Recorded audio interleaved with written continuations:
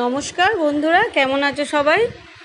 তো আমি মোটামুটি ভালোই আছি। তো আমাদের বাড়িতে না ওই মৎসব চলছে, তো পরশু দিনকে আমাদের ঘট বসেছে, আর গতকাল ছিল পুরো অধিবাস ছিল, আর আজকের হরিনাম হচ্ছে, সারাদিন সারা রাত হরিনাম হবে, আর আগামীকাল হচ্ছে মৎসব হবে। তো আমাদের নিরামিষ চলছে কদিন। তো আজকের আমি তোমাদের একটি দুর্দান্ত স্বাদের একটা পনিরের মানে দুধ পনির করে দেখাবো। তো তোমরা দেখতে থাকো রান্নাটা কেমন হয়। নিরামিষ রান্না কিন্তু অপূর্ব স্বাদ হয়েছে, একদম মাছ মাংসকেও হার মানিয়ে দেবে, এত সুন্দর খেতে হয়েছে। তোমরা যদি এই পদ্ধতিতে করো বন্ধুরা, এত ভালো খেতে হয়েছে তোমরা চিন্তা করতে পারো, অসম্ভব সুন্দর হয়েছে। আর এই যে আমি কি কি নিয়েছি দেখো, এই যে একটা বড় গোটা ক্যাপসিকাম, আর এই পনির আমি মোটামুটি 300 গ্রাম পনির আমার। আর এই যে কাঁচা লঙ্কা, এই রান্নাটাতে কিন্তু আমি হলুদ গুঁড়ো লঙ্কার গুঁড়ো ব্যবহার করব না।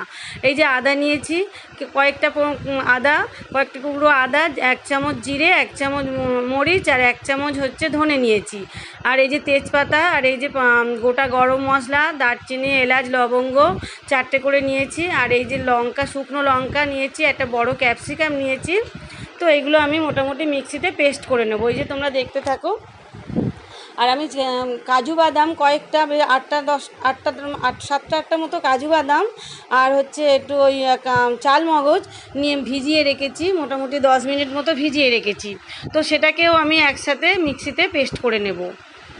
তো এই যে তোমরা দেখো, এই যে চাল মগজ নিলাম, আমি হচ্ছে ওই নিলাম, কাজু বাদাম নিলাম, কাঁচা লঙ্কা নিলাম, আদা নিলাম, আর ধনে নিলাম 1 চামচ ধনে, 1 চামচ জিরে, আর হচ্ছে একটু মরিচ, গোলমরিচ নিলাম, নিয়ে একসাথে মিক্সিতেই পেস্ট করে নিলাম। দেখো পেস্টটা এরকম হয়েছে, একদম মিহি করে পেস্ট করে নিয়েছি।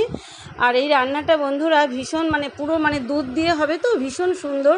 তোমরা যে কোনো নিরামিষ দিনে এই রান্নাটা করতে পারো, ভীষণ সুন্দর খেতে হয়েছে। তো এই রান্নাটা আমি মোটামুটি অনেক পুরনো দিনের রান্না। আমি অনেক দিন আগে পুরীতে গিয়ে একবার পুরীতে গিয়েছিলাম। তো সেখানে একজন ব্রাহ্মণ, আমাদের ওই যে জগন্নাথ দেবের মন্দিরে যে পুজো করেন, ওই ব্রাহ্মণ উনি হচ্ছে এই রান্নাটা একদিন করছিলেন। তো ওনাকে দেখে দেখে আমি ফলো করে এই রান্নাটা শিখেছি ওনার কাছ থেকে। তো ভীষণ সুন্দর রান্নাটা দেখো তোমরা।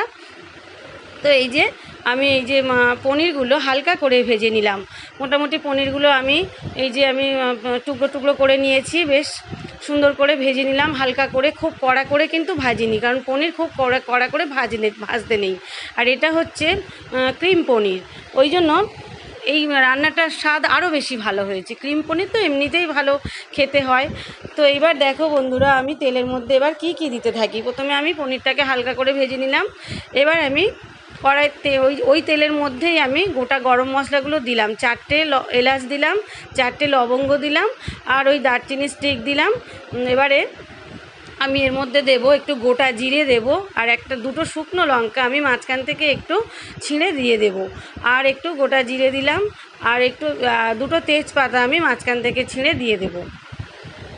তো বন্ধুরা, এই রান্নাটা তোমরা যে কোনো নিরামিষ দিনে করতে তো পারবেই, আর ভীষণ তো খেতে ভালো হয়, সে তো বলার অপেক্ষা রাখে না।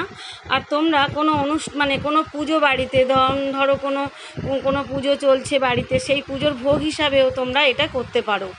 আর এই যে আমি প্রথমে টমেটোটাকে একদম ছোট্ট ছোট্ট কুচি কুচি করে নিয়েছি, নিয়ে আমি তেলের মধ্যে টমেটোটাকে আমি হালকা করে ভেজে নেব। টমেটোটা বেশ একটু নরম হওয়ার জন্য আমি ওর মধ্যে একটু লবণ ছড়িয়ে দেব, দিলে বেশ টমেটোটা কিছুক্ষণ পরে নাড়তে নাড়তে নরম হয়ে যাবে। তো দেখো বন্ধুরা কি সুন্দর নরম হয়ে গিয়েছে। এই যে নাড়তে নাড়তে আমার বেশ নরম হয়ে গেছে। তোমরা চাইলে এটা মিক্সিতে পেস্ট করেও নিতে পারো, কিন্তু আমি খুব মিহি করে কুচি কুচি করে কেটে নিয়েছি, যার জন্য আমি আর মিক্সিতে দিইনি। তো এবার এই যে টমেটোটা আমার নরম মতো হয়ে গেছে, আমি একদম লো ফ্লেমে গ্যাসটাকে একদম লো ফ্লেম করে দিয়ে আমি টমেটোটাকে ভাজা ভাজা করে নিলাম, একদম নরম হয়ে গেছে। এবার আমি যে পেস্ট করে রেখেছিলাম কাজু বাদাম, চালমগজ বাটা, আর চালমগজ, কাজু বাদাম, আদা, কাঁচা লঙ্কা, 1 চামচ জিরে, 1 চামচ ধনে, আর 1 চামচ গোলমরিচ আমি একসাথে পেস্ট করে নিয়েছিলাম। তো সেটাও আমি এই সঙ্গে দিয়ে দিলাম তেলের মধ্যে। এইবার আমি ভালো করে মশলাটাকে কষাতে থাকলাম। বেশ 2 মিনিট মতো ধরে আমি গ্যাসটাকে মিডিয়াম ফ্লেমে রেখে আমি মশলাটাকে কষাতে থাকলাম। এবার আমি মিক্সিটা ধুয়ে একটু সামান্য পরিমাণ জল দেব। তার আগে আমি একটু চিনি দিলাম, 3 চামচ মতো চিনি দিলাম। বন্ধুরা, এই রান্নাটা একটু মিষ্টি মিষ্টি হবে, কারণ হচ্ছে এই রান্নাটা তো নিরামিষ রান্না, একটু মিষ্টি মিষ্টি খেতে খুবই ভালো লাগবে। তো মিক্সিটা ধুয়ে একটু জলটা দিয়ে দিলাম। ধুয়ে জলটা দিয়ে আবারও আমি কিছুক্ষণ ধরে এই মশলাটাকে বেশ কষাতে থাকবো।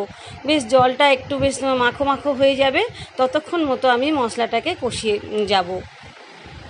আর আমি এই রান্নাটা বন্ধুরা বেশ কিছুটা পরিমাণ গ্রেভি রাখবো, যার জন্যে আরও খেতে সুস্বাদু হয়েছে। আর এই যে আমি গোটা একটা ক্যাপসিকাম নিয়েছি, ক্যাপসিকামটা আমি এই গ্রেভির মধ্যে দিয়ে দিলাম। ক্যাপসিকামটা কিন্তু তোমরা আগে দেবে না, ভাজার সময় কিন্তু দেবে না, তা কিন্তু ফ্লেভারটা নষ্ট হয়ে যাবে। ক্যাপসিকামটা এই সময়ই দিতে হবে। এবার ক্যাপসিকামটা দিয়ে আমি আরও কিছুক্ষণ আমি ওই যে মশলাটাকে আরও কিছুক্ষণ নাড়তে থাকলাম। বেশ আরও 1 মিনিট মতো আমি নাড়তে থাকলাম। এইবার আমি এর মধ্যে বেশ একটা দুধ, আমি কিন্তু আমুল দুধ ব্যবহার করেছি, তোমরা চাইলে গরুর দুধও দিতে পারো, কোনো অসুবিধে নেই তাতে।